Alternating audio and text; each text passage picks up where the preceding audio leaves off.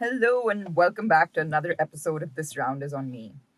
Anand Virmani is a commerce student who turned to chemistry and is now the co-founder and CEO of NAO Spirits, which is not just any craft spirits company, but the one that paved the way for the other new age homegrown gin brands that are based out of Goa.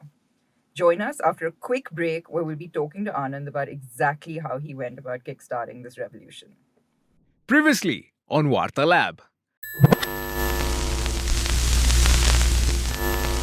After 3 wonderful seasons, Akash and Naveen went their separate ways in search for glory, comedy, and comedy glory. But all they found is long transit time, bureaucracy, and upset stomachs. Now, after 3 years of collecting stories and hustling, I can't mention. Bullies. There's no need to overact. Bullies. Akash and Naveen are back at the lab Let's do it. with Stories, we've got stories. They're a little bit of funny and a little bit of dissembler. You wanna hear them? It's got humans. They're sitting in a box and talking bold at Warthog Live. Welcome to the show, Anand. It's so great to finally have you here 2 years later, but here nevertheless. Thanks a lot. This is unreal, man. Thank you so much for having It me. is very exciting. And I have to say, like, during all my research for this episode, I was just like, dude, you guys are amazing. So, you are the man responsible for bringing the gin revolution to India with Greater Than and Hapusha. That's no mean feat. Those are big accolades in itself, other than all the accolades that you've gone on to win. How did this happen? Oh God, diving right in. Thank you. That's very kind of you. No, I'd love to say it was all by design. And to some extent, I'd still say it was, but a lot of it was just honestly being in the right place at the right time. Yes, when we first thought of this, it was, oh, so like this thing. Yeah, Okay. guys, we're in the studio Yeah, and it's it's very like quiet and serious, but this is And the this is the headphones, I fun can hear bit. I myself. know. Anyway, so I'm gonna try and power through this. No, it was, when we started the process, I don't think we realized what we were getting into. There was no intention for us to be like, oh, we're gonna go out and create a category and we're gonna knock it out of the park. And then 5 years later, there will be 20 gin brands, and then we'll be, it's none of that ever kind of struck us. And even now, it's very hard to kind of distance yourself from it and kind of look at it from outward in. I have to say, I feel the same way in my business, exactly. right? Like you don't go into it knowing what's gonna happen, and you just do it, and then wheels start churning, and it's all a bit crazy. Yeah. You look smart later, but at the time you're doing it, you're just like, Maybe this you is a do. terrible. No, it's at the time you're doing it, it just everything sounds like a bad decision, and you're like, this is not going to work. But then you do it in any case, and then you're like, next thing you're like, all right, this is not going to work. But then you do it in any case. So no, it's been a series of those kind of things where I guess the background of it, the history of it, is the fact that I was working at companies like William Grant's, companies like Remy Cointreau, running their brands, and that also after and you said commerce student, I was after working for a year at Deloitte, which for everyone who's there at Deloitte, I mean, Hello. amazing. You do I know know, that I know, I'm a PwC alumni as well. Yeah, So but PwC, Deloitte. I mean, anyway, no, it was enriching, that experience, but definitely something I knew that I was not going to want to do. And from day one of coming back home from work, I basically started sending out resumes everywhere that I could. And the idea was I always wanted to work in wine, not gin. Believe it or not, and sent out 160 resumes to all over the place. People who own vineyards, and just 4 people replied. Everyone said no, because I was a young kid, working at Deloitte, wanting to come to whatever. I mean, so starting from there, somehow managed to get into William Grant's. Did not like whiskey, and I told them so. But I said I'm desperate to kind of get into this business. Worked with them, fantastic experience. What a great team, and just learned so much during that time. One of the learnings was no one liked gin, because we were launching Hendrix in 2009, 2010. We would invite people for a Hendrix party. Did we invite you? We must have. I mean, 2009. I knew no one. I knew no one, right? But we did this at Tote on the turf, right? And we invited, the creme de la creme of Mumbai. And the same thing happened in Delhi. So it's not about a Mumbai Delhi thing. Same thing happened in Delhi as well. We spent a lot of money on it. People came in. They were like, "Wow, looks great," And I'm there, presenting them with a, gin menu, and they're like, "Oh, this is great, great. Can I get a glass of whiskey, please?" You're kidding. Yeah, and or can I get a beer, please? And we're like, "But we've invited you for this thing. Come on, at least humor me, right? Pretend to like it." But no, there was this thing that no, gin is it's a ladies' drink. Right? It's like, what is that? What does that mean? Men drink it, they explode, right? Something like that. There was this thing of gin is meant for older people. So really, only if you were, 60 above and sitting in Gymkhana on a Sunday afternoon, were you allowed to have a gin and tonic. I think this is like part of that British hangover where it's it was like the older people in the gymkhanas Yeah. because there, I mean, I lived in London for 9 years and gin and tonics were like drinking water. I think they were drunk more than water probably. Yeah. But so it's funny that that kind of didn't sort of stick around in India, in a bigger way. Yeah, exactly. And I mean, instead, we took to whiskey, which, sure, of course, we all love whiskey, and But it's kind of like a cold have to- climate drink in a way as Yes. well, right? Unlike gin, which you drink in the summer, which we have, 11 and a half months of the year? the yeah? Scots drink it, right? It's a little bit colder in Scotland than it is in Bombay, right? And can we leave it to them? We can't, obviously, right? Because that's blasphemous. Of course, men in India must drink Johnny Walker Black. It's in Diageo position. But no, it's from there, that was my experience that people just didn't want to drink gin, and after 3 years, I still wanted to pursue that dream of living the vineyard dream and everything. So I left and did my master's in science in wine and spirits in Burgundy. Loved it, absolutely diving into that. One of the things I learned there, no one around the world is drinking wine. Shit, what happened? Well, people are, but it's not on the upward trend. So all right. Came back to India, worked with a company called Remy Cointreau. They shut down after 11 months, nothing to do with me. Putting it out there. Did not burn the office down. But during that time, again, learned a lot. Learned that there was a little bit of a shift happening already in India. This is now 2014. Yeah. And at the end of that, actually ended up working with a guy well, Vaibhav Singh, who basically said, "Hey, you don't have a job?" I said, "Yes, I don't." Said, "Would you like to start a wine and coffee bar?" I said, "Yeah, I know a thing or two about wine." So we went down that journey. He was already, kind of formulating it, and I kind of stepped in at the end, and we started Perch, which was in Khan Market, and wine coffee bar, but also, why not? Let's do cocktails as well. So we had some really great guys doing cocktails for us. And one of the first things we realized, because we would be on the floor ourselves, we'd be talking to consumers, we'd be talking to the people who walk in. One of the first things we realized was, hey, people like gin now. Because in a wine and coffee bar in Delhi, people are coming in and saying, "Hey, can I get a Hendrix and tonic with some 3 slices of cucumber?" Like, where were you? Yeah, where were you at that Where have event? you Well, been? 5 years later, the penny dropped, but better late than never. Yeah, and our top selling cocktails were all gin. People were asking for, gins that, I don't know if it was to sound fancy. They're like, "Oh, Monkey 47. Can I get a Monkey 47? So I was going to come to that. Yeah. Isn't this like, because, we all have this sort of foreign hangover permanently. Do you think this was because there was a trend picking up, in the West, and obviously we were trying to... I think we definitely responded to it.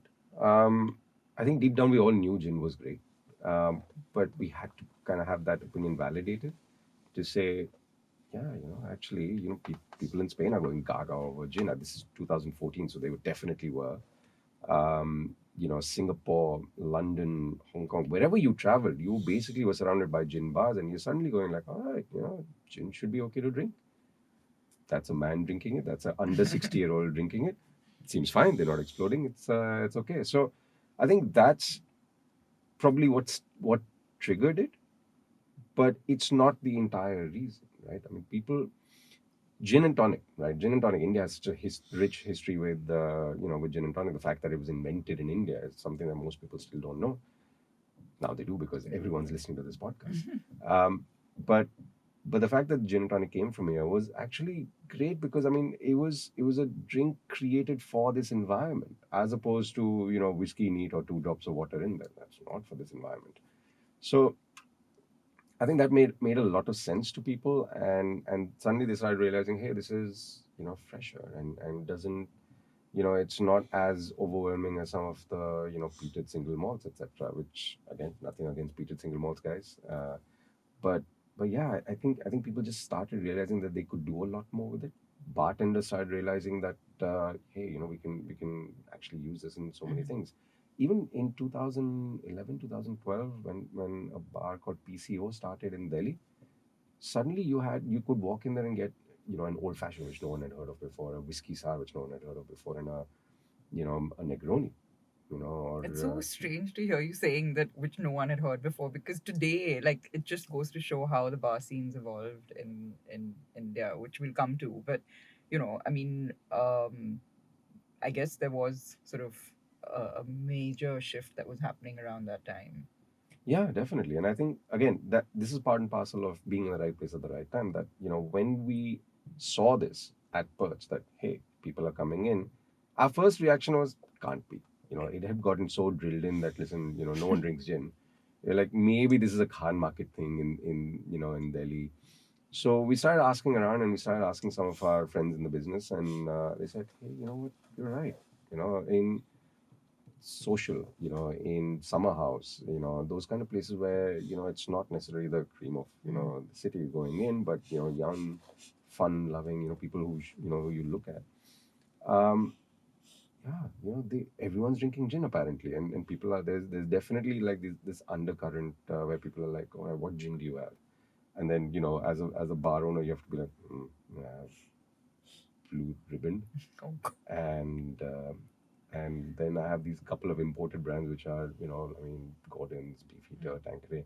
Again, nothing against them. They're great. They're absolutely iconic, as we all know. But what people were really coming in, and having experienced this kind of craft gin boom around the world, they were asking for Monkey 47. They were asking for Sipsmith. They were asking for Four Pillars. Those kind of things, and that just did not exist here. So, yes, while the thirst at that point was quenched by Bombay Sapphire, Gordon's, and the likes, I think there was already this, want for something more. And two things, we could have waited for, gins to come from outside and just be supremely overpriced and all that. Or we could kind of fill the gap ourselves. We could kind of do it ourselves. And I think the very first time that we actually voiced this, not that the very first time we thought of it, because I think that had already been kind of simmering for a while. But the very first time that we voiced it was at a lunch table, saying, when we were sitting with our main investor for Perch, and we basically said, wouldn't it be funny if someone came in with a gin, they'd absolutely kill it, right? And this guy like stops eating, Kulpreet, he stops eating, and he's just like, what? Well, why don't you guys do it then? And we're like, what do we know about making a gin, right? Vaibhav and I, and it was just so. Yeah, I think we fell into it. We were at the right place at the right time, and then we just started, researching on it. We just started thinking about it more and more. We started actually taking action on those thoughts, going out there and discovering how incredibly difficult this journey was going to be. Um, and yeah, and then Goa happened. So but you spent what, 3.5 years before, I guess, from this seed, this seed being sort of sowed to actually producing your first bottle. What transpired during those 3 years? What the hell were we doing? Yeah. A lot of research and development. We actually set up a little lab still. I don't know if I'm supposed to say this, but lab still in our spare bedroom at home. And we just started distilling whatever the hell we could get our hands on. So, we started, getting coriander seeds and basically walked into the kitchen and said, all right, I'm going to distill this today. I'm going to distill that today. And we ended up distilling 120 different botanicals. And we had to stop at that point. It wasn't like we ran out of things to distill. We could have just kept going.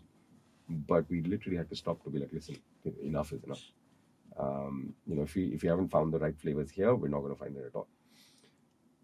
The other thing that happened was we linked up with some people who we thought could help us, and they did. There is a gentleman called Parvez Patel, who was the ex-head of manufacturing for Pernod Ricard. Mm-hmm. Retired at that point. He was, I think, 67-year-old at that point.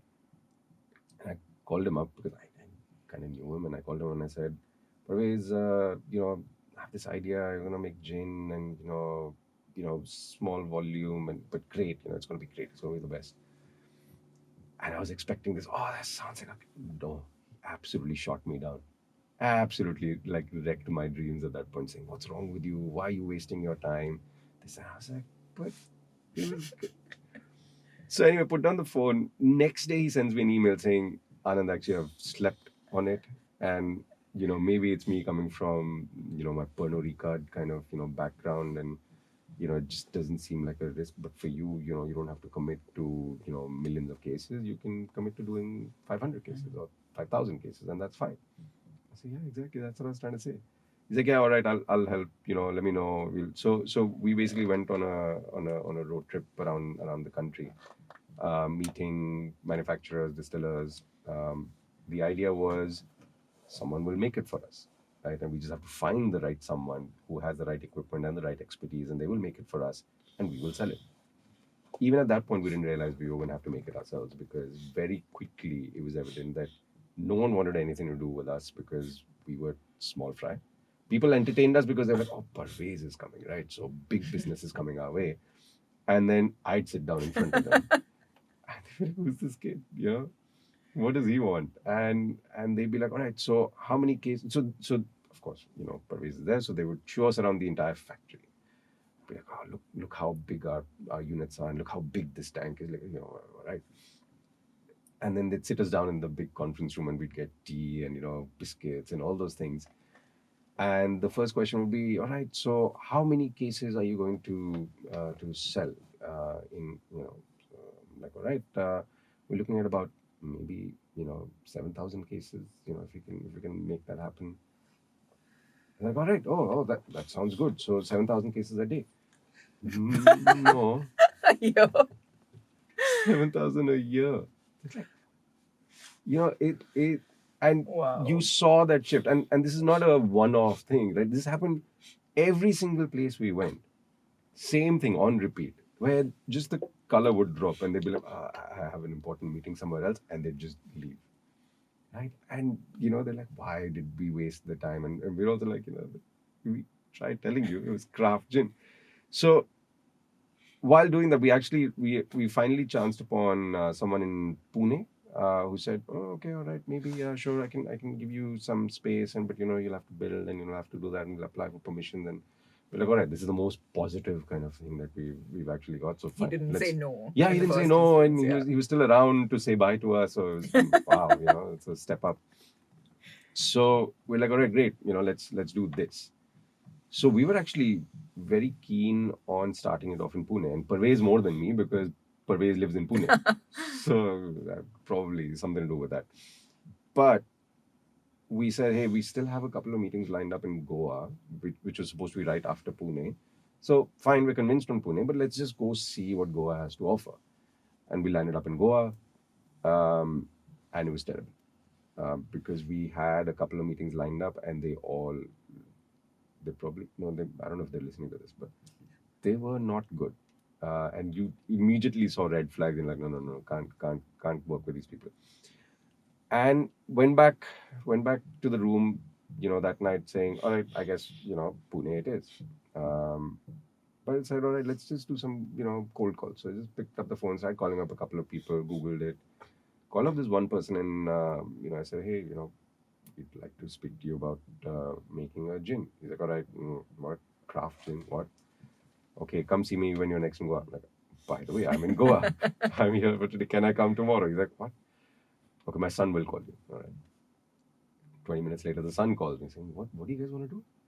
And he said, okay, come see us in the morning. And we went and saw him in the morning. And he later told me, by the way, these are the guys we finally went with, and they were great. And they understood, or the son at least understood what craft meant and what the potential was, while, and the fact that we were really excited about it, we could make it happen. He said, all right, take a corner of my space. There's a place behind those big tanks that you can kind of like create something of your own. And the idea for us was, we'll put in our own copper pot still, and we will start making it ourselves, because the copper pot still is the integral part of the gin making process. He told me later, he's like, listen, my dad had asked me to call you in, hear you out, To gently lay you down. nothing gentle about it. Just hear you out to understand what is going on, but say no. So I was very happy that he said yes, and that's how Goa happened for us, and that's how gin happened for us, and that's where we started making it. Amazing. So, one thing while I've been listening to the story, which does sound very crazy, and, it's something that a lot of people probably would have given up a lot earlier on. Yeah. But, kudos to you for not doing that.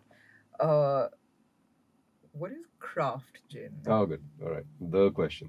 The question. The C word Is is this, dropped. is this just a cool label, or is there sort of something more to it? I'm not going to deny it. Yeah, it is a cool label, of course.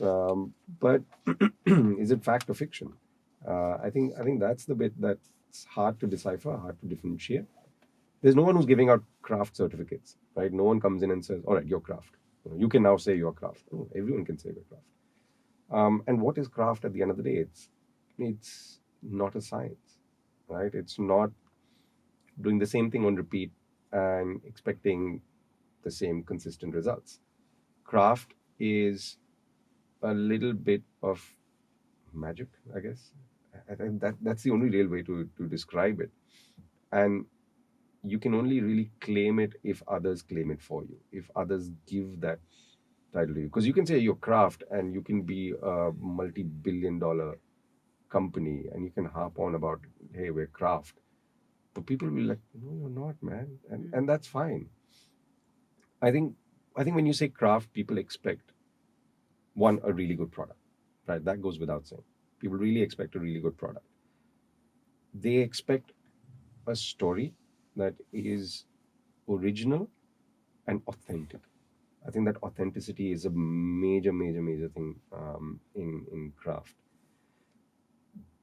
And then, yeah, I mean, I think that's the real combination. It's a really good product and a really good background to it, and they want to know about the terroir of it, right? They want to know where it's coming from, who are the people making it, and I think it's a reaction to the early 90s, when we just wanted standardized things. We wanted things that That's we what I was could going to say. It's rely not on. standardized. It's not some sort of formulaic Yeah. machine kind of, just without a kind of human element behind it. And, I know that you guys talk, a lot of brands sort of talk about their distillers and, who they are, and they put a face to those sort of people who are creating these amazing spirits. So I guess there's just, there's a little bit more also, I guess, storytelling around this product. And It's important, and that story has to start from a real place. For example, I mean, for us at the distillery, right, we love to say, hey, we're handcrafted. What does that mean? We're not sticking our hand in every bottle and saying, oh no, it's handcrafted. No, it's the fact that when we receive juniper every single time. Now, juniper is it's an organic thing. It's a real thing. It's not juniper flavoring, it is juniper, and juniper will vary. So you cannot just say, all right, I have to put in 100 kilos into the pot still. No, you have to look at the juniper and be like, all right, it's This makes the cut and oilier this doesn't. time Yeah. than it was last time, so we need to use a little less of it. Or it's drier and we need to, so like that, you have to kind of take those judgment calls and make sure that at the end of the process,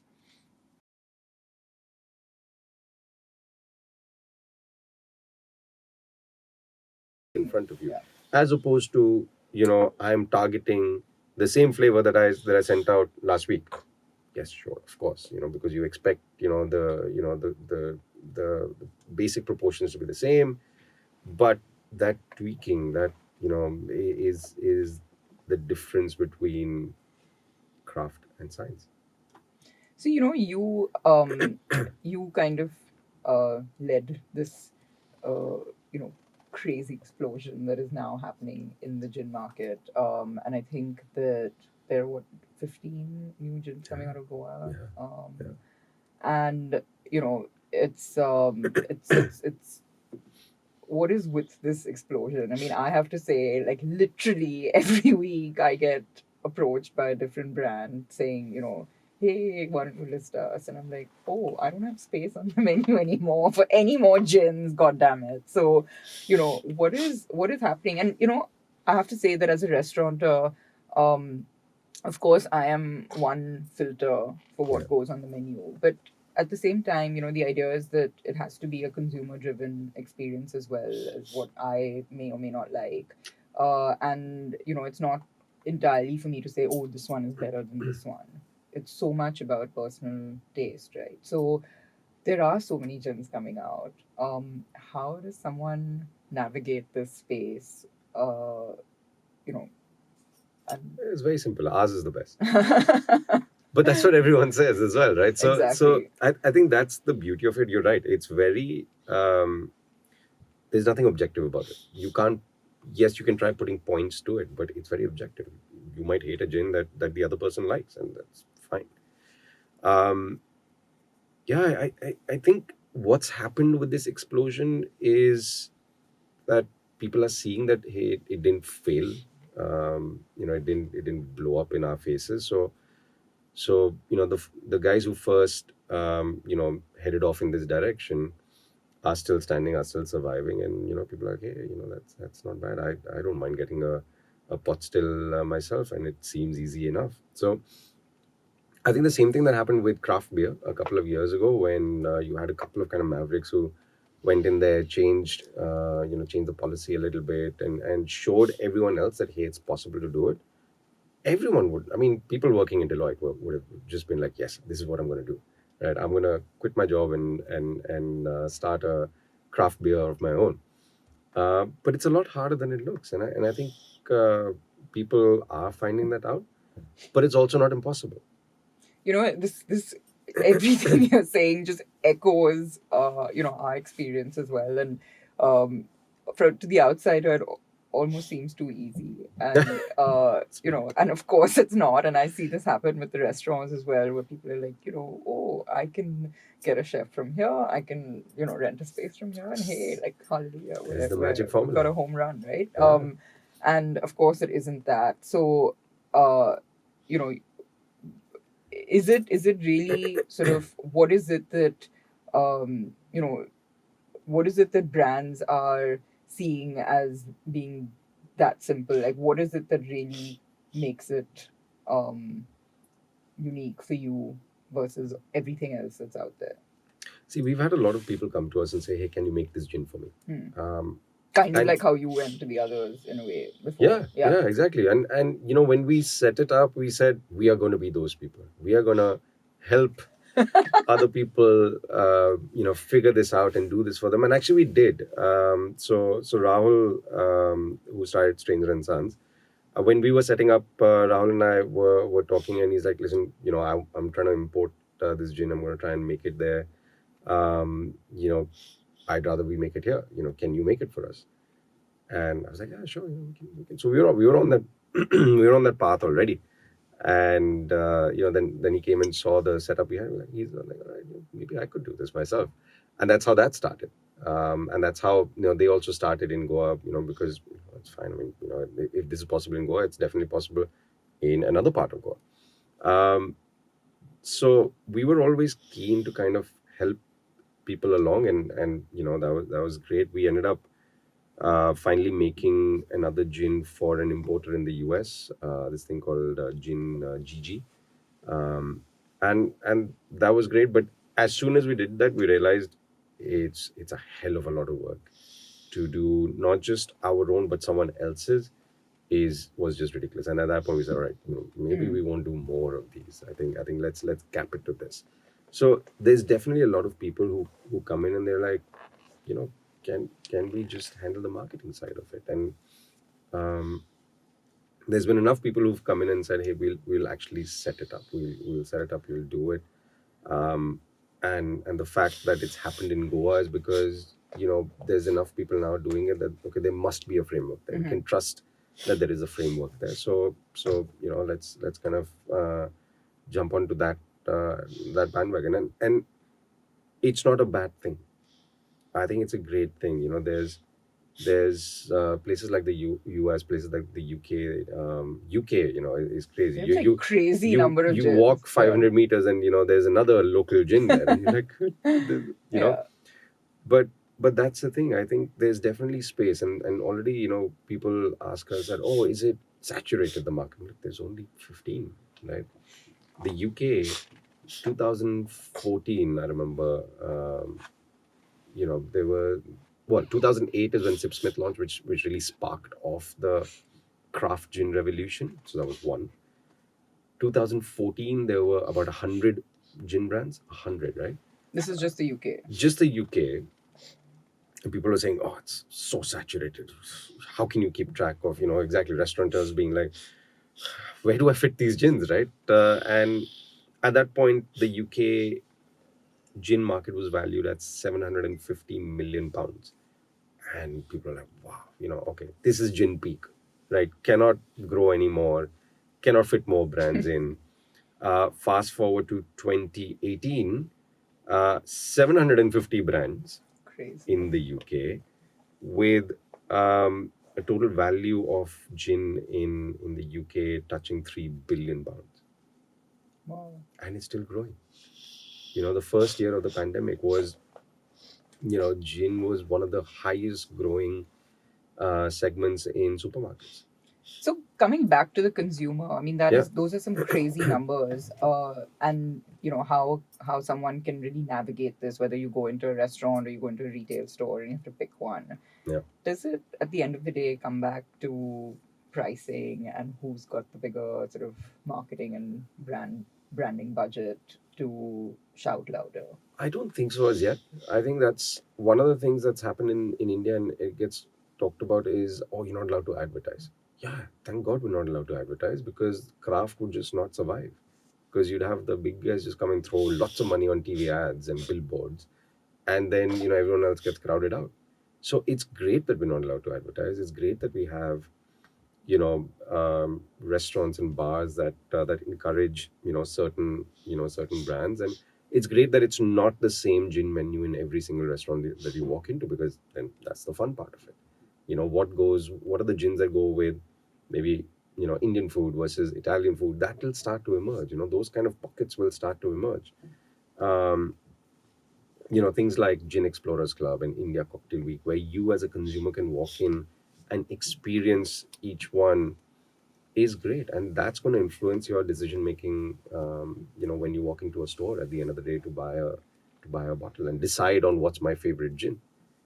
The only way you can do that is by lots of R&D, right? Lots of research and development. And and that'll happen at restaurants, that'll happen at festivals, and that's how people will figure it out.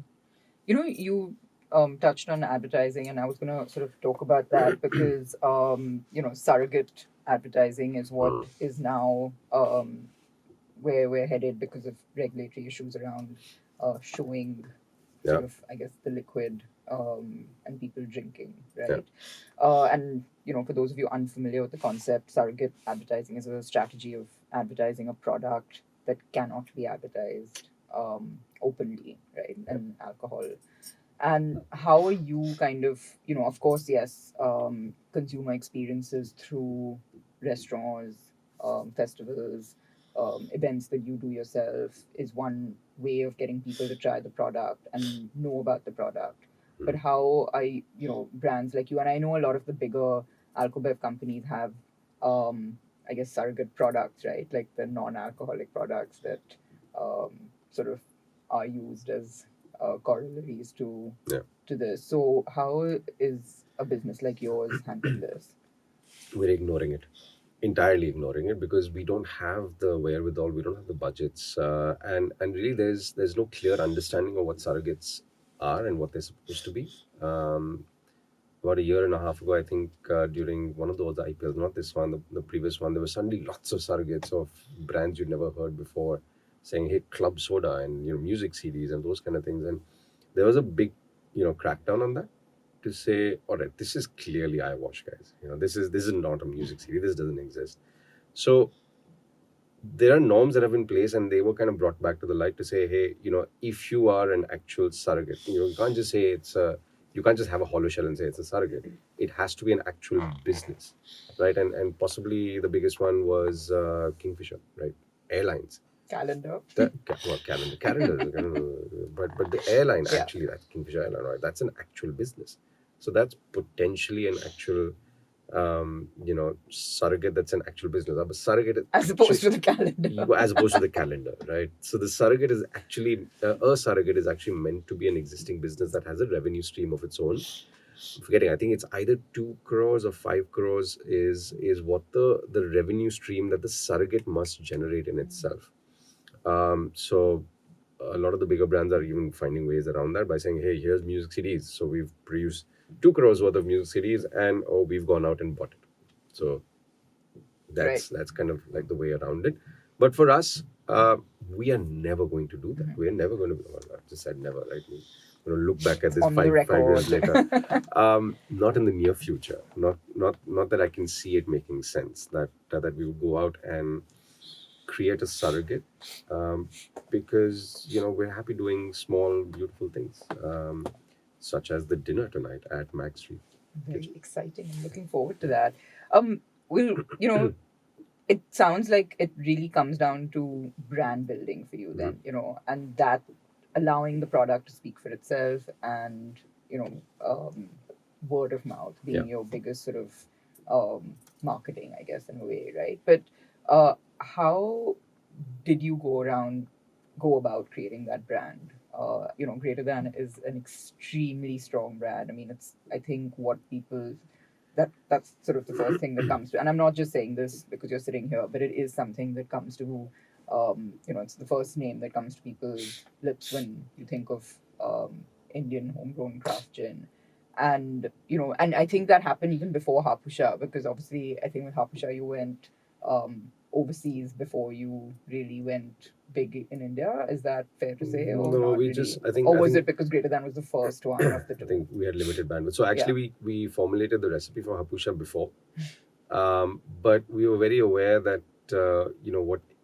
what this market needed, what India needed, was a brand like Greater Than, that was reliable, that was accessible, that was fun, and of the highest quality possible. So we were very aware of the need for that, because again, we were part of the bar business, so we knew what the bartenders were asking from us. We knew what the consumers were asking from the bartenders. So we definitely were more convinced that Greater Than should be the first one. It's a great name, by the way. What's behind that? And who You know- came up with it? So I think all of us did. So it was me, Aparajita, and Vaibhav. Aparajita happens to be my partner. So the three of us would constantly, after hours at Perch, basically in, I think Vasant Vihar had just started, we would just hang around staring at the wall saying, why can we not come up with a name for this damn gin? And we came up with so many, but then we finally realized that, hey, I think we almost called it Zero Gin. And the reason for That that sounds was... like a non-alcoholic gin. Yeah, I know. Well, I mean, but the reason for us to do it was totally different. I mean, non-alco was not a thing at that point, so didn't think of it like that. But for us, we were like, all right, what's India's biggest contribution to the world? And it was the funny answer is always zero, right? So we said, wouldn't it be funny if we did that? But then we said, if we fail, right, that's a headline, right? That's you guys went from zero to zero. So we said, okay, let's not. But we like the idea that we should keep it in the mathematical realm. People, we're all geeky at the end of the day. We understand math. So we said, what's a cheeky kind of mathematical symbol or something like that? And that's where greater than came in. Were we convinced by it? No. At that point, but we were like, all right, I think it works for now. Let's go with it and let's see how we feel about it and everything. Again, it wasn't like it was some genius move to say, all right, greater than is going to be the name. No, I think we all warmed up to it and we really started liking it, and it started evolving for us. What would greater than mean? The fact that it became like its own cheeky kind of character. Without becoming a cartoon, right? It became a character. It started developing itself, and the clean look. That was entirely Aprajita's thing, right? Because left it to us, it would have been like a rainbow of colors. But she was very clear that she wanted it to be non-fuss. She wanted it to be more classic rather than current. So because you never know how long the current hangs on to, but that classic iconic style is forever. So she wanted it to be that clear, very very prominent, minimalist kind of design. So yeah, that's the route we took. I have to say, creating, and over the years, obviously, we've had to do that with multiple brands. It's one of the hardest things is creating, and you think like it's just, what is it? It's a logo or it's a name. And I've been through this multiple times where it's really, it's pretty fundamental, right, to your business at the end of the day, and it's one of the toughest things to do. And you think it's like building the restaurant or creating a menu, but I think coming up with the name and the logo is equally hard. So and it does. You're right. It needs to be something that that really kind of sticks around for the long haul. It's one of those things, and people make a big thing about it to say, oh, you must really think about it, and you must really think about how people are going to react to it, and what does this I'm not say? even thinking that. I'm like, I just want to come up with a name and a logo. Yeah, but so having gone to business school, that was one of the things that it was so scary to be like, all right, have we really thought about this? Have we really thought about, who this will appeal to? Will it appeal to a 26-year-old or a 30-year-old? And you were just like, I don't know, man. And there's also this pressure that, oh, it must feel right. It's like, I don't know if you ever read Harry Potter, like walking into the wand shop for the first time, and how do you know it? What do you choose? Oh, it will feel right to you, right? And you're like, that's how it is with brands and logos. It's kind of true though. It's like when you see the right one, and a branding agency is probably gonna like completely resonate with this and have wanted to kill us on multiple occasions. But I think when you just see the right thing, you're like, that's it. Yeah, It is something. It's as scientific as that, guys. But Hapusha is a very different brand from Greater Than. So again, just to sort of take us through the thought process in how and why you wanted to differentiate it. So the idea for us was not to go in and make two gins. Right? The idea was to make a gin. That was enough of a kind of thing to look forward to. But pretty much from day one, when we started this process, we were like, all right, we need juniper. So and juniper typically is found in Macedonia and Italy and Bulgaria. So the idea was, all right, we'll get juniper from there and we'll make gin. Walked into Khari Bauli, which is, this massive spice market, one of the largest in the world, happens to be in Delhi. And it was silly because this was, I decided to, so I was at Perch. So we did the lunch shift. Then I said, all right, I'm going to be back, guys. So I'm going to go away for 3 hours. Then I'll come back for evening shift. So 3 p.m., summers, peak summers, must have been 46, some stupid temperature in Delhi, hot as all hell. I'll end up in Khadi Baoli, spices all around me. Just like, this was a bad idea. But did that for 2 days. Basically went there and spoke to guys to be like, do you have juniper? Have you heard of juniper? Um, do you want lal mirchi? Basically that was that. And day 2, I said, "Oh, I need a different approach." So I went armed with a printout of a juniper plant picture.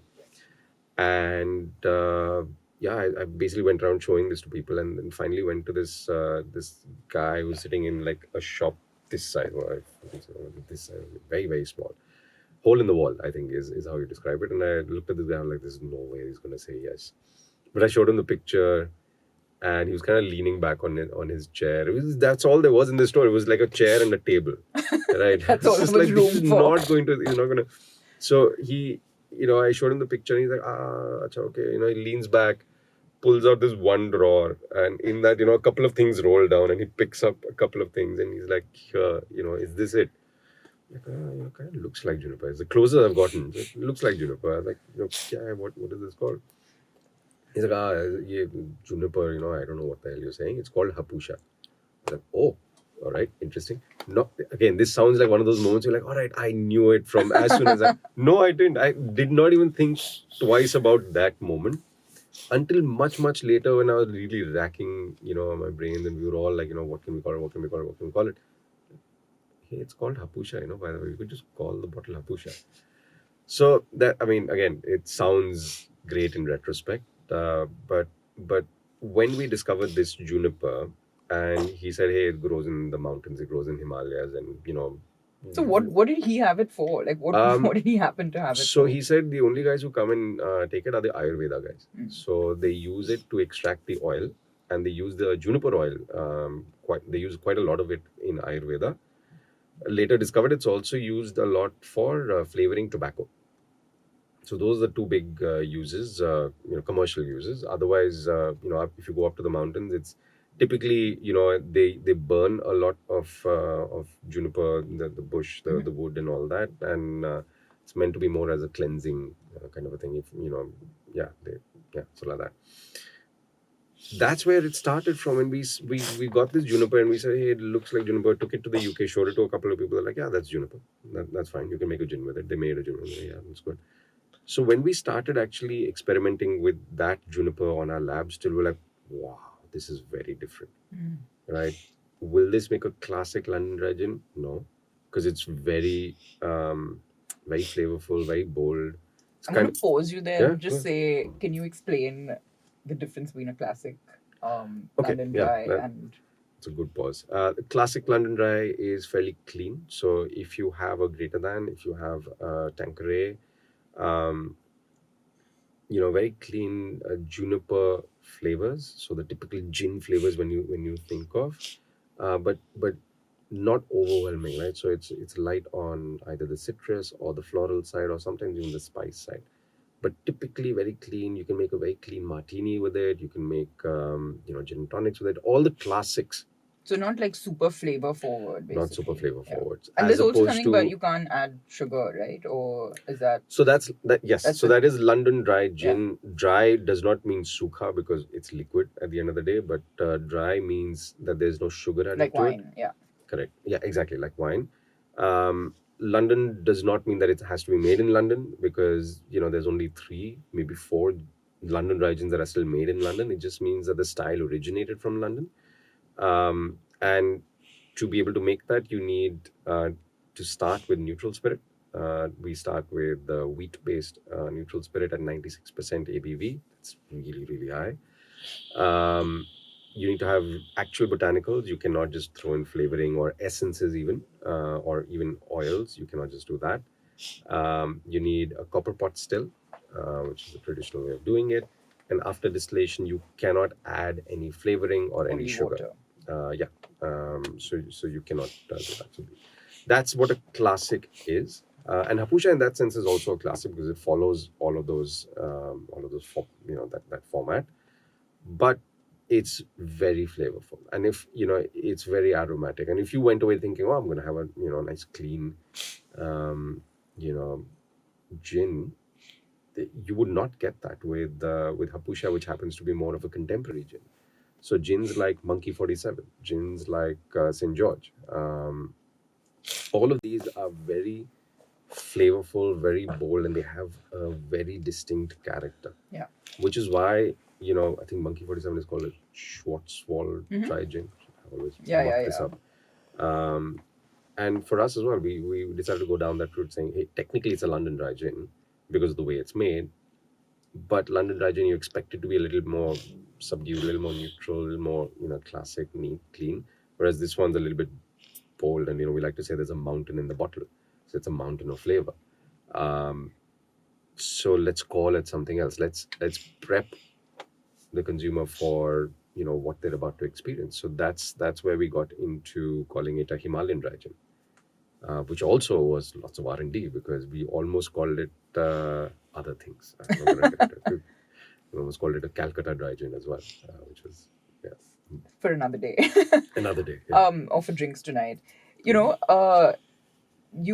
It's a great story, and not obviously just a story, but it is fascinating hearing the origins of Hapusha. And of course, you've taken that India story overseas, and you're really kind of, you're in what, 15 countries now? Yeah.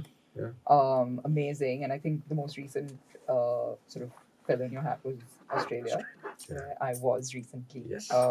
Amazing country. And before I knew that, I knew you were sort of going to be launching there, but as you know, I gifted a friend a bottle of Hapusha who loved it. And I said, by the way, now you can get more of the same locally, which is amazing. How does that happen? How do you decide? Obviously, you had you were able to enter the Indian market sort of Seamlessly, right? So seamlessly. easily. I was going to easily. say more easily Oh, than God. overseas, but I kind of like, as I was thinking it through, I was just like, I'm one of those people who makes it look so easy. But of course, going to a more developed market is definitely harder, like the UK, where you have whatever 700 plus gyms. What is that sort of like? Entering a new market overseas and trying to make a mark. I think here is where we've been clearer that listen, we'll focus on Hapusha here. There's definitely a story that stands out for the rest of the world. It's the first gin really with Himalayan juniper, right? It's a totally different juniper. So you can enter a space with 700 gins, but be the only one coming from India, be the only one made with Himalayan juniper. Funnily enough, when we started this entire thing, we're like, all right, in India, we'd walk around saying, hey, we're making India's first craft gin. Like, oh, we already have a craft gin in India. Like, which one? No, Bombay Sapphire. Because people are like, oh, this Bombay Sapphire, it's made in Bombay. Like, no, it's not. Well, again, that's a very small minority. But for us, taking Hapusha to the rest of the world has been really great. Is it harder to do it, to take it out? Actually, it's a lot easier, because there is one label that goes out to the entire world. Whereas in India, every state has a different label, because every state has its own restrictions, and you need to write for sale in Maharashtra only, not for sale in Goa, duty not paid in Goa, and then things like liquor is injurious to health, and all those kind of statements, which yes, it's great, but let's have a standardized statement. But that's more the sort of practical part of it. But just in terms of Yes. how do you get people to try your... Exactly. So from that perspective, it's great that we have something different to offer. We at no point do we kind of take advantage of or just kind of harp on, hey, we're from India and here's some really nice Indian designs on our bottle. No, we've kept it very clean, very minimal. And the idea is let the bottle talk for itself, let the gin talk for itself. It's definitely we've got great response to the India story. People just cannot believe they've not had a gin from India before. And it totally makes sense because gin is the one spirit that is made using botanicals, herbs, spices, and we happen to be in the spice capital of the world. So why is there not a gin from India already in the global market? It's because it's so hard to make it in India, right? Which is why you already had Bombay Sapphire taking the India story. You already had Jodhpur gin. You had Sikkim gin. You had Colombo gin for that matter. I mean, not made in Sri Lanka, but made outside. So it was really important for us when we started on this thing to make sure that we made it in India and we actually were making it ourselves. And that's really what's made it a lot easier for us down the road, where we're able to go into Melbourne, for example, at Junipalooza, where you have gin geeks, lots and lots and lots of gin geeks, and we absolutely love them, come up to you and grill you. And this goes back to your first question on what is craft, because they're trying to ascertain, are you really craft? The story that you're telling me, do I believe you? Do I believe you? Do I believe the story? And then, do I like the gin?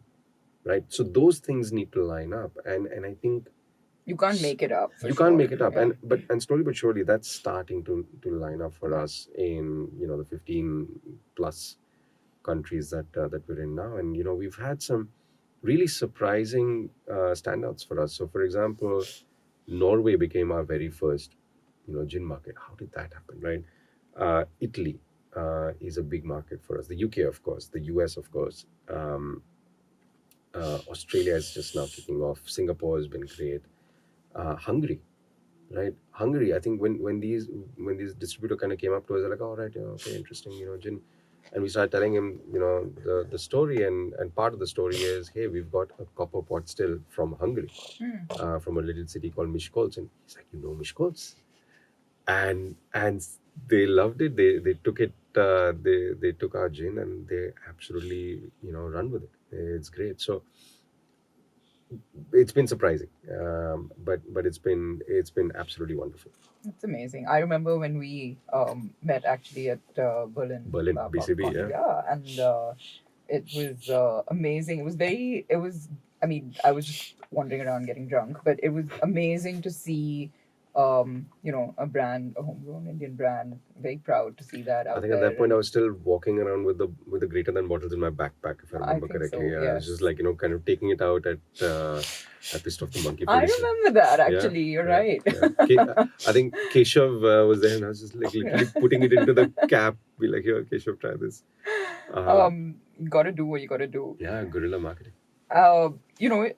Speaking of the brands, you've also released these limited editions, and Yes. I know that's a slightly sort of controversial topic because people, it comes out, is it just a marketing gimmick, to say it's a limited edition? Is it genuinely a limited edition, or is it something that's going to get released every single year?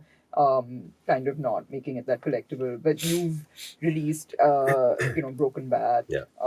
No Sleep, Juniper Palm. Yeah. Those are the three, yes. Those Well are done. three. Yes. I got them right. Yes. What's the sort of thought process behind that? I think it goes back to the thing about what makes you craft. At the end of the day, if you're craft, technically you're experimenting, you're researching all the time. And every once in a while you want to share that, something that worked. And that's really where it started for us. I mean, the first limited edition was Juniper Bomb, which is something we put out in 2020, when we clearly did not have much else to do. And we loved the kind of feedback that came up on that. We loved the gin itself. And we said, hey, we should do this every year. But the idea for us is to kind of push the limits, right? Is to, very easily say, I mean, we could have easily said, all right, limited edition, let's do a pink gin.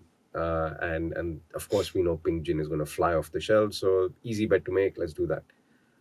But is that really pushing our creativity? Is that really fulfilling, our kind of geekiness at the distillery to kind of be like, oh, let's try something different.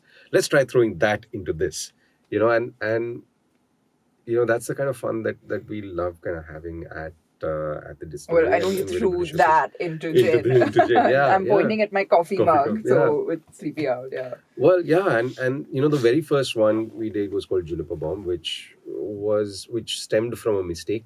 Well, not so much a mistake. One of those things that the power shut off, and As it does in Goa. as I'm it sure. does in Goa, and we were left kind of with lots of spirit in the pot, which had been macerating with the juniper and all these other botanicals. We were like, damn, all right. We waited around, power didn't come back. We're like, all right, we came back the next day, power still was not there. It was almost 24 hours after we were supposed to finish distilling that the power finally came back. We're like, all right, now what? Do we just drain this?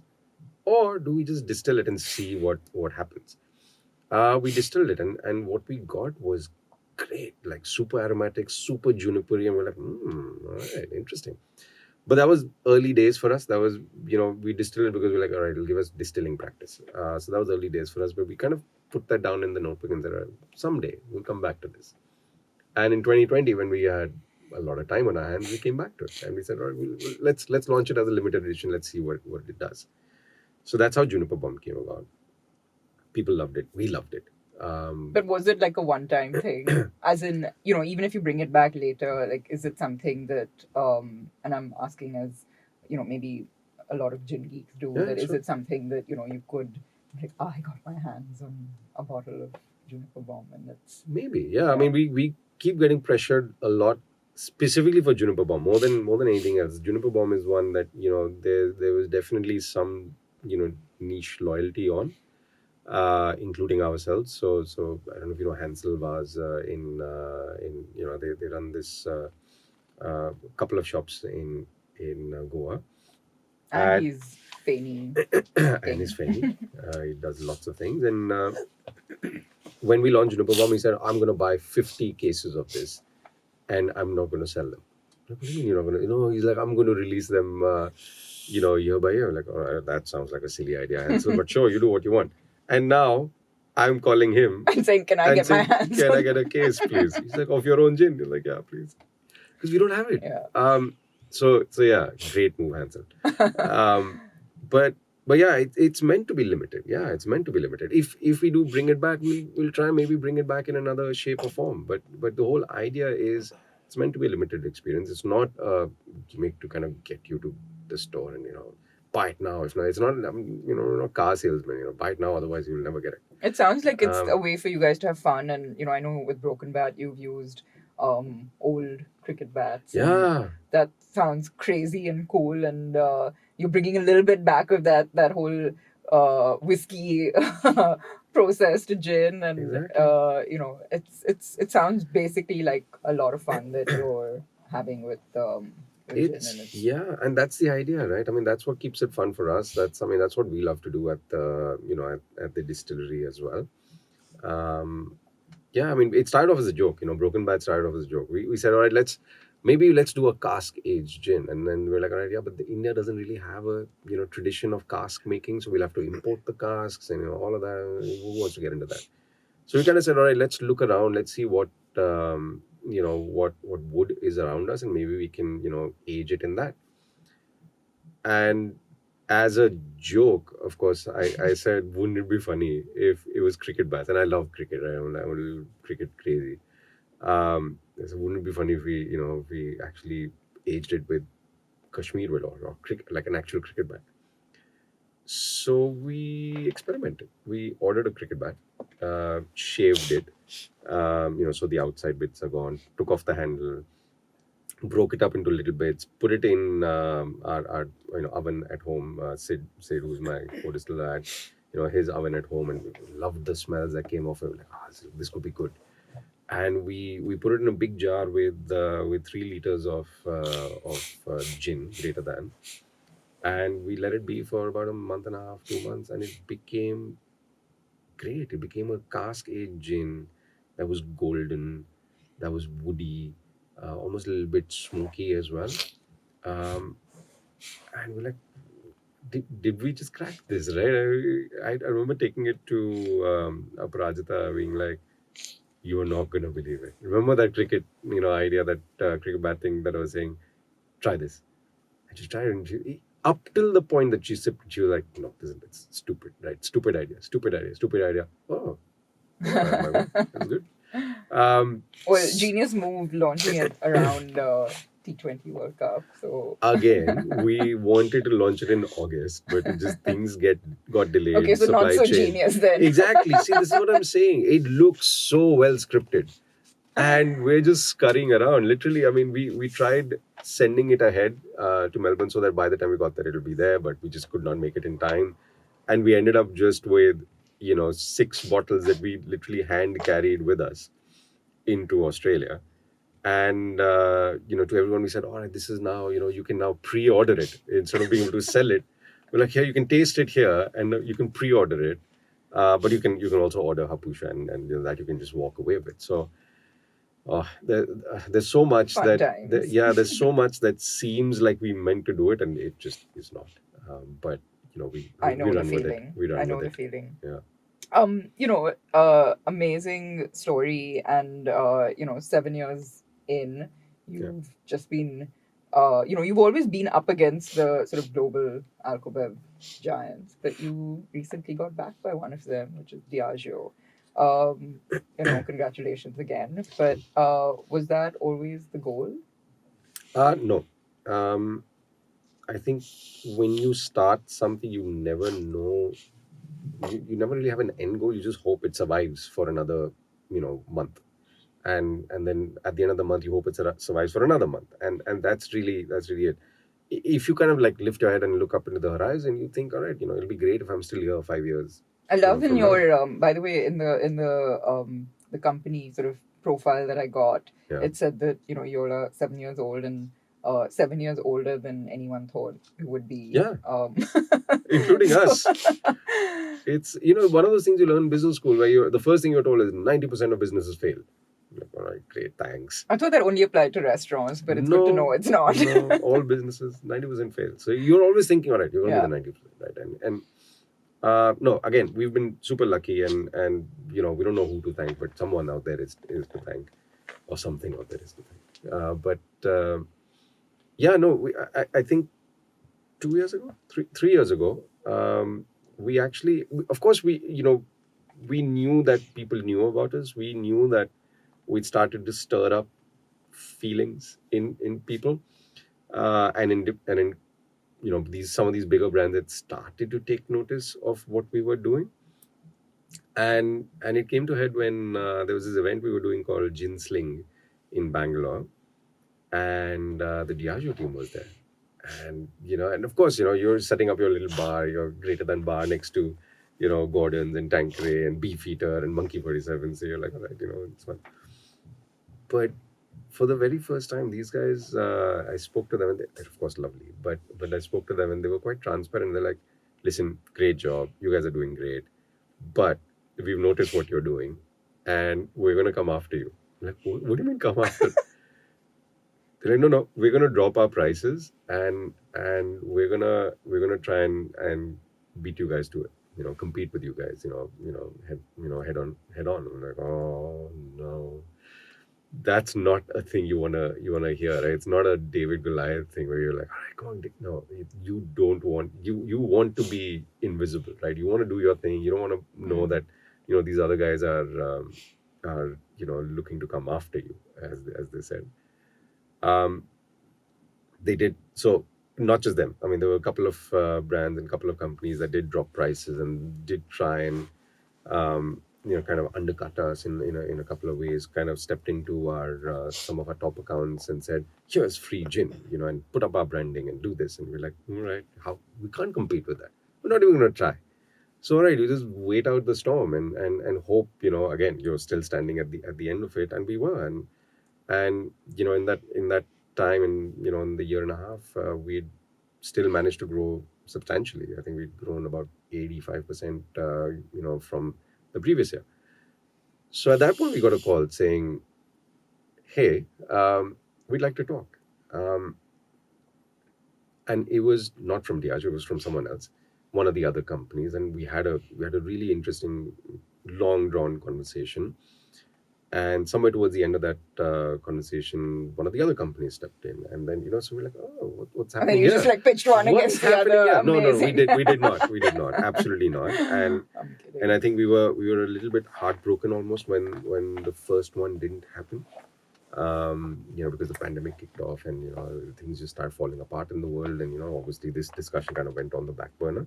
So we were a little bit heartbroken because we started dreaming about what could be. Yeah. We started kind of identifying with the fact that hey, there's a lot of big brands around the world that have gone down this path, and maybe it's a path that we could choose. So was it something we always thought of? No. But was it something that yes, when we first got the taste of it, we said, could be interesting. Because you looked at Monkey 47, you looked at, all the four pillars. They've all been acquired by these. Yeah. I mean, they've been invested in, they've been acquired, Bulldog Gin with Campari and all that. So you kind of looked at that and you're like, maybe that's the format. Mm-hmm. And maybe, an investment coming in from there. So we got finally a 20% investment from Diageo, which again took a year of, them kind of, coming in and inspecting every crack and crevice that we had. Making sure the stories weren't just stories. Yeah, more than that, accounts and those kind of fun things, fun things of life. But yeah, I think we didn't really have that desire from day one. I think it started getting interesting, and it was also humbling to be like, these companies are taking note, and they want to be a part of the story. Yeah. Wow, really? So it's definitely a humbling experience, but I think it's only the beginning as far as craft spirits in India go. There was this one big moment that happened with Bira, right? With Bira getting invested in it, huge amounts of money. They're getting invested in every single day. But the huge amounts of money that goes into Bira, and but people are still a little bit wary of, and lots of investors that we would speak to would be like, oh, I've invested in Bira. Like, you as well, everyone. Everyone likes being part of that craft story. Everyone likes being part of a story of a consumer brand that they can identify with in their personal life as well. And it's almost like you've also kind of survived that hump, right? That first few years, which if you can get through that, it does sort of, it does count for a lot. Yeah, I mean, again, the fact that we are still standing, Yeah. right? It's absolutely bang on. Is to say that and the fact that these guys wanted to have a dialogue with us and say, yeah, sounds good, can do this. I know for a fact that these dialogues are happening now across the board, which is a good thing. It's I was actually listening to so Anish Haseen has his show on this network as well, and he did one on fine dining recently with Yash and Roshni, and they were talking about the evolution of fine dining going out from 5-star hotels to standalones. And I think the important thing, sort of drawing an analogy here, is that the big guys kind of need to keep evolving, and they cannot just sit on this pedestal and be like, oh, they're not going to survive and we'll throw money at everyone and, shoo them off kind of thing, but rather, evolve and accept and embrace rather what's happening around them and what the consumer wants. And run with that. That sounds like what's happening in the alcohol-bev space. At least it's starting to happen. Which Definitely, is and it's great. It's not just going to be limited to gin. It's there's lots more happening. There's there's mixers, there's tonic, there's beer, there's wine, there's other spirits, right? So there's a lot happening, and I think I know we're only at the tip of the iceberg. I think there's so much more there, and there's so many discussions that I'm also aware of that it's exciting to hear this happening, because really, for the bigger brands to work with the smaller brands is the best way forward, as opposed to try and kill them. Exactly. It's just it's just going to be price wars. It's going to be silly, right? It's going to be a lot of, for example, what happened with the wine industry in India, where you had Chateau Ndage and Sula and Grover just trying to at each other's throat, giving 1+1 and 1+2 and 1+. It's just like, there's no end to this. So No, and I'm sure there's so much you can learn from, their sort of distribution network and their sort of the support that they can provide from so it's amazing. Well, speaking of all these different things and spirits and what's happening, and I hate this word, but I'm going to use it anyway. What are the exciting new trends that you see? Oh God. I know. It's the What T does your word. crystal ball tell you? Crystal ball tells me gin is never going away, right? No, I don't know. Yeah. It's so difficult to tell, really. When we started in 20, in fact, at the same BCB that I met you at, I think it was 2016, was it? 18. Or was it 2017? No, it was 2018. 2018. Yeah. Okay, at that one as well. And basically every single BCB that I've been to, there was always this talk of gin is out, gin is dying. Really? And yeah, and this was scary, right? Because I think 2016 also I went and they were saying this. Well, I And have heard that like gin's had its like Day in the sun. Yeah, day in the Yeah. sun, and now it's all about tequila and mezcal and all of that. But I don't think it's like one or the other. I mean, it's Yeah. I It's think not. there's room for everybody. I think that's the great part. It's not going away. There's definitely things. So 2016 again, it was scary because I was like, but I'm just getting into gin. What do you mean it's dying? I just got here. Party's not over. Keep it going. And thankfully it's not over. It's just grown from strength to strength, and that's great. But definitely, I think what's happened in other parts of the world. So while of course gin is picked up in a massive way over the last 3 years, and will we get to 750 brands in India? At the rate we're going, we might.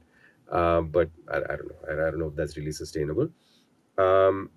But around the world, what's happened is there's been a trend towards kind of low alcohol. The next generation of drinkers coming in are definitely asking for a little bit on the lighter side. So even if they are mixing drinks, so people are, okay, to put it simply, people are drinking less but drinking better. Mhm. So people do care about what they're putting into their bodies, and at the end of the day, that is what it is. Consuming gin, consuming anything, coffee, tea, food, you are finally putting something in your body. And I think the next generation is starting to realize that this is an important decision. So they're much more careful about it, right? The things we did in college, Are not so cool anymore. the things we drank in college are just not kosher anymore, because unfortunately the spotlight is always on them. We didn't have that. We could forget about a night and actually forget about it, as opposed to forget about a night and then wake up and be reminded about it on everyone's social media feed. So I think it's a very stressful time to be growing up, to be in your teens, in your 20s. And I think consumption trends are changing as a result of that, where people are definitely more aware of what they're consuming. I mean, we didn't know what the hell we were drinking. I mean, it was Just get that Long Island iced tea, and I don't care what's gone into remember it. some green apple things, Lord, stop. in white spirits, or some orange flavored white spirits. It's just like, that's not going to happen now. So I think it's interesting, where I think the only real trend that I've seen is people caring a lot more about what they drink, whether that is gin, whether that is mezcal, whether that is bourbon, is besides the point. No, I think I agree. I mean, we- I think quality consciousness has definitely, Yeah. started invading not invading, but pervading our thought process and selection process in a way. Yeah. 100%. And I think that's a good space for us to be going into as well, for all of us. I mean, no matter what generation we belong to take note of what we're drinking. Because it used to be that, I'm going to drink the most expensive thing, because presumably that will make That's me the best. either that's the best, or it'll make me look the best. But that's not the case anymore. I think people are definitely Except in Delhi. let's Okay. Gauri. What? On that On note, that note. quickly pivoting. Well, what's next for you guys? I don't know. I think we're constantly just experimenting. We're so excited about taking our gin to more people. So we're definitely looking at expanding into different markets. We recently started selling to the canteen stores department in India, which was like, all right, army people They serve wanting. alcohol there? Yes, CSD is huge. It's. I mean, I Wow. grew up around. All right, wow, all right, got it. Come on. So canteen stores are basically the armed forces. Yeah. So the armed forces have these canteen stores, and they get access to things like coffee powder and gin and cars and washing machines at a far lower price point, because they are serving the country, and of course they should. So canteen stores has kind of been like the holy grail um, for spirit manufacturers in India, where if you get into that, you've made it. Like Really? these guys drink like tanks, and that's got a pun, but they drink like tanks, and they deserve it as well. But yeah, so we've just recently gotten in there. So Greater Than is now available in if you are in the army or navy, you can walk to your canteen store. um, and that's been really interesting, because that's kind of broadened our horizon a lot, and taken and allowed us to take our gins to a lot more people.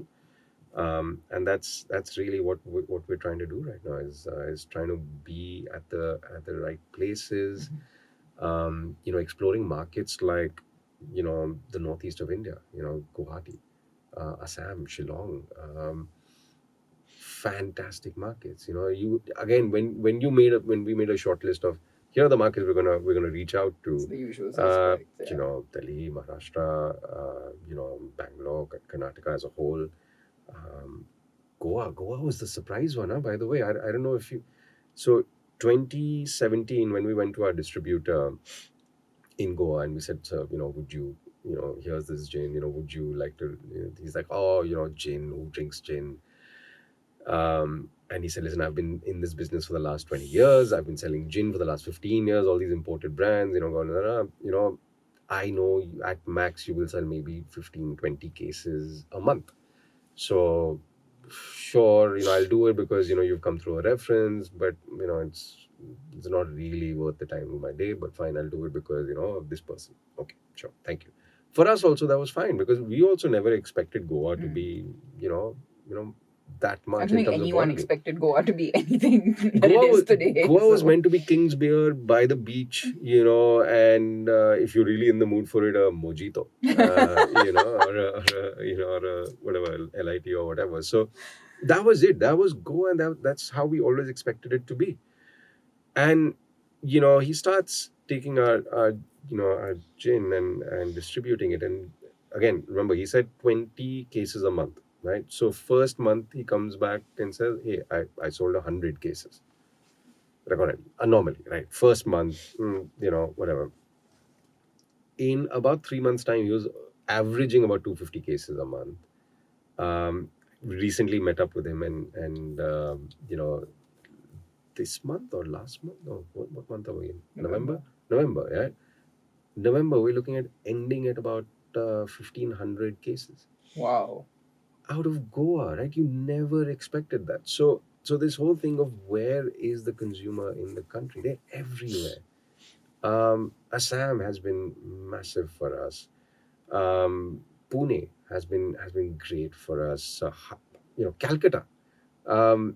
Never really expected much from Calcutta. It was like, whiskey drinkers. Calcutta's a great market. So you're Uh, basically focusing on deeper penetration I think in India, we're basically. kind of letting it come to us. We've always got our ears open. We're always trying to understand what's happening. We were really excited about the Cherry Blossom Festival that was happening. That was supposed to happen now, but got called off political turmoil in the Northeast. But Yeah, in Shillong, right? Isn't yeah, it? Shillong, yeah. But we did that last year, and it was absolutely great. We loved it. And those kind of, we really look forward to, those kind of events, because we get to meet people. We get to, we don't have, we're not blessed with the framework that's there in the UK, where, it's direct to customer. They come to you, you sell a bottle to them, that's fine. Here, we have to look forward to these events where you can actually hear what people are saying about your gin, get the chance to really tell them the story one on one. So we really look forward to those. I think recently we were part of the Spoken Fest in Bombay, and that was great, right? And we had this fun little interaction where with every drink you bought, you could, we had this wall going on where we were telling a story, and with every drink you bought, you could add a word to that story. So it was, the last one. It was fun. So those kind And of even Greater Lane that you guys did was really fun. I mean, Oh. I know that's like a whole different Yeah. sort of, direction that you're going in with the Yeah. sort of art association, and of course, changing that story of gin to a good one. But it's amazing. I think it's really fun stuff that you guys are doing, and I think overall, having fun with the brand is so important, and I sort of feel that way, and I tell my team that as well. Like, the money will come and all of that, but have fun while you can and enjoy it. Easier said than done. Yeah. But yeah, I think very important. Yeah. Because this is why we left stable jobs, Exactly. or in my case was kicked out of a stable job. Uh, yeah, it's definitely hard to make that first step. To kind of step out of that and say, all right, I'm gonna let go of this paycheck and see what happens. And kind of throw yourself out there. It's super tough. Well, speaking of fun, and before we take a quick break for our rapid fire, you work with your wife is also your wife and your business partner, Yeah. Aparajita, lovely Aparajita. Any advice for our listeners in a similar position, including me? Do it. Definitely do it. Yeah. I think there's so much to learn from each other. So we've been together since we were 15 years old. Oh, okay. Your childhood sweetheart. Yeah, and you think, all right, you've learned everything there is to learn about this person, because more than half your life you've been with this person, and then you work with the same person, and sure, it's again, nothing comes easy. You definitely get on each other's nerves for the first couple of months, maybe a couple of years. But you get to know this person so intimately. There's this, because otherwise there's 8 hours of your life, which is, or theoretically 8 hours of your life, sometimes a lot more, where you are in a different space. You're doing your own thing, you have your own people that you're meeting, and you come back and you tell each other about it for 10 minutes, and then you get on with making dinner and doing all that, which we now look back at and say, wow, wasn't that so much fun? Right, where we could just do that. We used to take the metro back from from work together, and eat boiled eggs on the side of the road, and that's all we could afford. We look back and then we're like, oh, that was so much fun. But it's I'm not going to say it's better. To some extent, it actually is a lot better, but it's very different. And it's such a great journey to kind of go on together. It's not ever going to be the easiest. When is a journey ever easy? But I feel we now are able to understand each other at a much deeper level. And I think there are lots of days where we're thankful to just having spent the day together, right? Whether it be conversations around marketing, whether it be conversations around the next limited edition, or what to do with this label, or whatever else. At the end of the day, you've worked, you've done your tasks for the day, and you've also managed to spend the day True. with the person you really wanted to spend the day with in the first place. And we've and again, to your point, is it hard? Yeah, sure it is. And potentially we've thrown in a googly there as well, where we had a baby 4 years ago. So balancing all of that has been great, but I don't think it's required balancing. I think it's just happened, and it's happened to us, and we're kind of seeing this play out every day, and I think every day that you go to sleep thinking that was a great one, True. is a win. Yeah. Great. Well, let's take that quick break and we'll be right back. Hello, it's been another great week on the IVM Podcasts Network. On Cock and Bull, Amit Doshi joins Cyrus and Shreyas after a long break. They talk about scary sheep of China and the 24-carat gold-coated steak. On Pulyabazi, Saurabh and Khyati discuss the recent report by Reserve Bank of India on municipal finance and the factors affecting it. On Smarter with Sid, Siddharth shares the best ways to set goals and whether they should be time-bound or not. On Pop Rap, Snehil, Karan and Antariksh discuss the ongoing FIFA World Cup in Qatar. Catch new episodes on the IVM Pop channel. And on The Longest Constitution, Priya Mirza looks at the expansion of the freedom of movement of the citizens. Once again, don't forget to visit our merch store on ivmpodcasts.com. We have some exciting stuff for you. Follow us on social media. We are IVM Podcasts on Twitter, Facebook, Instagram, and LinkedIn. If you like our shows, spread the word. Tell your friends and don't forget to rate and review them wherever you're listening to them. You'll also find all our shows on youtube.com/IVM Podcasts. And finally, we would like to thank our sponsors this week: Bumble, Kotak Privilege Program, and HDFC Mutual Fund. Thank you for making this possible.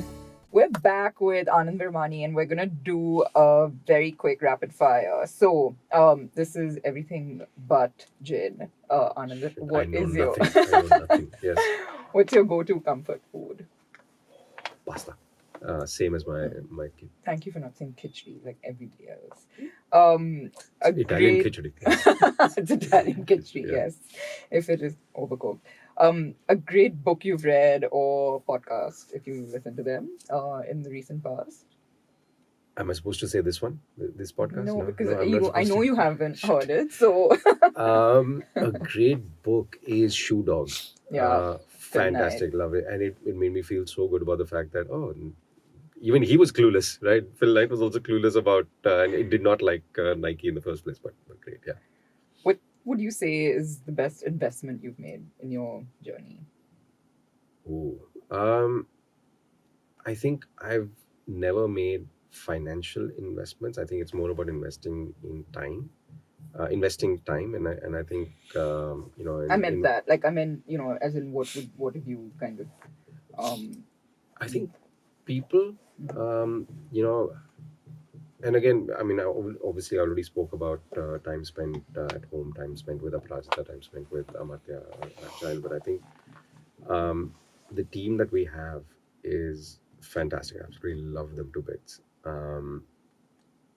And it's been great to kind of be able to spend time with them, especially at the distillery, right?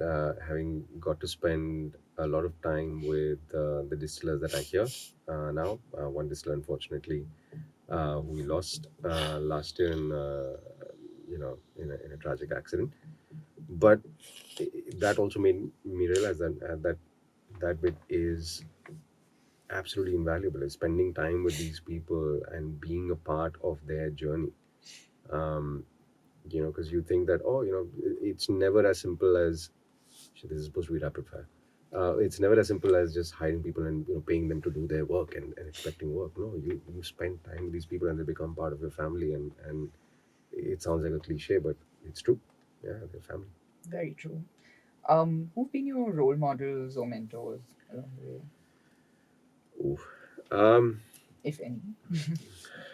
Lots. I think lots of people, again, we never really knew who to turn to because they were so specific, so different. So we've kind of had to create our own role models, and it's a combination of lots of people. So I think it'll be unfair to say Anyone. Fair enough. any one person. Yeah. What would you say today is your definition of success? Oh, this is going to be another cliche, right? Enjoying your work, right? Yeah, but It's actually true, though. yeah, it is actually true. I think if you enjoy your time, if you enjoy every day, I think actually we look at every single day and be like, oh, that was a good day. Oh, that was a shit day. Basically, if you feel like getting out of bed, right? Yeah. If you're excited about that, I think that is, you're in a good space, and I hope everyone can find it. Fair enough. What would be your message or advice for aspiring all the next 50 gin brands or 700 as we expect to come out there, what would be your message or advice to them? Do it. Just do it. Just do it. Just do it. I think it's so important because it's so easy to give up. And I think, one of those things we get talked about that, gin brands coming in, you don't want them to come in, right? Because they're competition. No, they're not. We're all part of the same movement. We're all, pushing the train in the same direction, hopefully, or at least in the general direction. And we want people to come in, and we want people to do well, and we want, us to do well also as a knock-on effect of that. Fantastic. Well, if you don't feel inspired at the end of this episode, I don't know what will make you feel that way. But Anand, thank you so much for being on the show. And of course, I wish you all the best. And I will see you for drinks and dinner tonight. Yes, Gauri, thank you for having me. This was absolutely incredible. So I do realize I got to hear a lot of my own voice in this as well, which is maybe less than ideal. But thank you. Thank you for having me. And can't wait to hear this.